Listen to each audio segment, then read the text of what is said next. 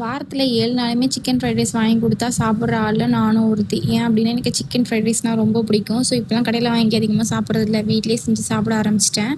அதனால் chicken fried rice வந்து அன்றைக்கி நைட் வந்து செஞ்சு சாப்பிட்லாம் அப்படின்னு சொல்லிட்டு ஃபஸ்ட்டு சிக்கன் 65 வறுத்து எடுத்துக்கிட்டேன்.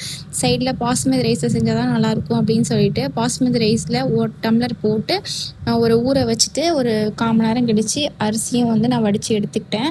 உதிரியாக இருந்தால் தான் நல்லாயிருக்கும். அதனால் ஆயில் சேர்த்து உப்பு சேர்த்து அதையும் வடித்து எடுத்துக்கிட்டேன். ஆற வச்சிடணும், அப்போ தான் நல்லாயிருக்கும். சிக்கன் 65 வறுத்த எண்ணெய் சட்டிலேயே கொஞ்சமாக எண்ணெய் ஊற்றி அதில் பீன்ஸு, கேரட்டு, 2 முட்டை, கொஞ்சம் காய்கறி வந்தால் போதும். அதோட முட்டை 2 முட்டையை உடச்சி ஊற்றி அதையும் கிண்டி எடுத்துகிட்டு கொஞ்சோண்டு சால்ட்டு, கொஞ்சம் பெப்பரு.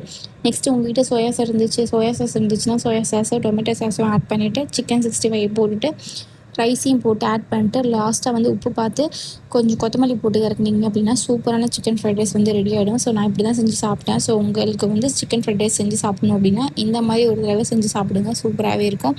ஸோ நெக்ஸ்ட்டு மினி vlogல பார்க்கலாம். பாய்.